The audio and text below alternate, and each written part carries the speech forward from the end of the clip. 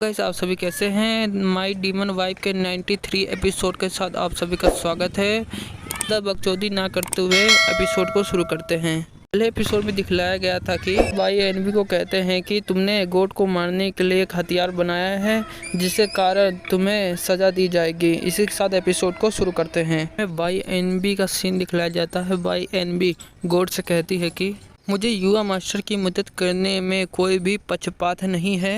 NB कहती है कि कृपया भगवान के राजा को मुझे मारने दे। एनबी ने कोई हथियार बनाया था जिससे गोड को मारा जा सकता है। प्रिंसिपल का सीन दिखलाया जाता है। प्रिंसिपल गोड से कहते हैं कि भाई एनबी को कोई धोखा दिया है। प्रिंसिपल गोड को बताते हैं कि गोड को कहते हैं कि भाई एनबी ने कितने वर्षों से ही गोड की सेवा की है जिसके कारण उसे माफ़ कर दिया जाए। सीन में दिखलाया जाता है कि लिलियन इस सभी बातों को सुन रही होती है और देख रही होती है। प्रिंसिपल को कहते हैं कि अभी आपको बोलने की बारी नहीं है। मैं आप सबको बता दूं कि आंद्रे और प्रिंसिपल दोनों एक ही है। मैं इसलिए आंद्रे को प्रिंसिपल कहूँगा।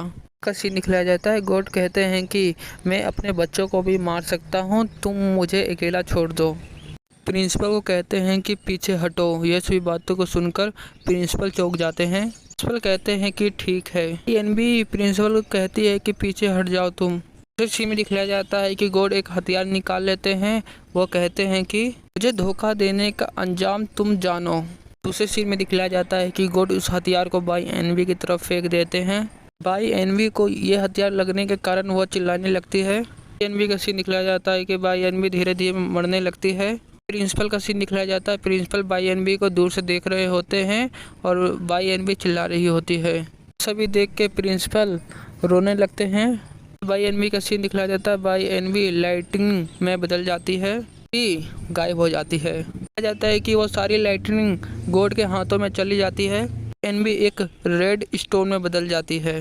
के हाथों में एक ब्रेसलेट को दिखलाया जाता है। कहा जाता है कि वो ब्रेसलेट अभी गोड के पास होता है। सभी प्रिंसिपल सभी बातों को देख रहे होते हैं। पता है कि ब्रेसलेट के नीचे रेड स्टोन होता है। सीन दिखलाया जाता है। गोड प्रिंसिपल को बताते हैं कि मैंने एनबी की आत्मा को मैंने ब्रेसलेट में कैद कर दिया है, उसे सोचने दो। उस ब्रेसलेट को प्रिंसिपल को दे देते हैं और प्रिंसिपल कहते हैं कि अब कुछ नहीं किया जा सकता। लिलियन का सीन दिखलाया जाता है। लिलियन एक क्रीचर में बदली होती है। वह कहती है कि मैंने पहली बार गोड की पावर को देखी थी।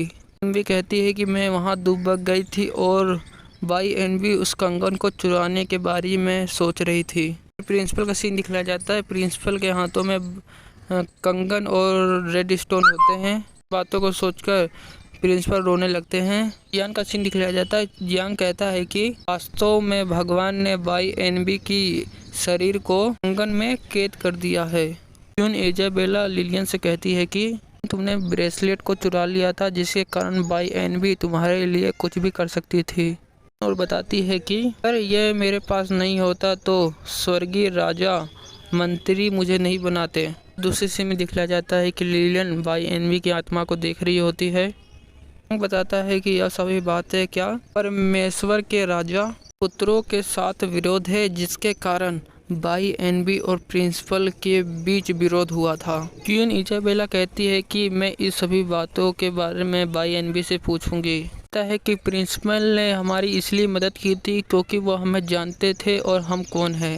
बेला जियांग से कहती है कि क्या प्रिंसिपल पर भरोसा किया जा सकता है। जियांग कहता है कि लगता है कि प्रिंसिपल का कोई उद्देश्य है। मैं लिलियन का सीन दिखलाया जाता है। लिलियन बक्से में से कहती है कि इजाबेला आप मुझसे जो भी पूछोगी मैं आप सभी को सब कुछ बताऊंगी। इजाबेला कहती है कि बस बहुत हुआ। इजाबेला जियांग से कहती है कि चलो करते हैं। जियांग कहता है कि ठीक है। हमें दिखलाया जाता है कि जियांग अपने टी शर्ट में से कुछ निकाल रहा होता है। कि हमने पिछले सीन में देखा था कि गोड को मारने वाला हथियार जियांग के पास होता है। लिलियन इस हथियार को देखकर डर जाती है। वह कहती है कि तुम क्या करने जा रहे हो। कहता है कि बस मुझे तुम्हारे में से इजाबेला की शक्तियों को निकालना है। इस हथियार से सीन दिखलाया जाता है। जियांग उस हथियार को लिलियन के सामने रख देता है। कहता है कि यह हथियार फोर्जिंग के समान है, मैं इससे तुम्हारे में से इजाबेला की शक्तियों को बाहर निकाल दूंगा। जियांग कहता है कि इजाबेला की शक्तियाँ निकालने के लिए मुझे फोर्जिंग की विधि का उपयोग करूंगा। ये एपिसोड यहीं ख़त्म होता है। अगले सीन में दिखलाया जाएगा कि जियांग लिलियन से कैसे शक्तियों को निकालता है।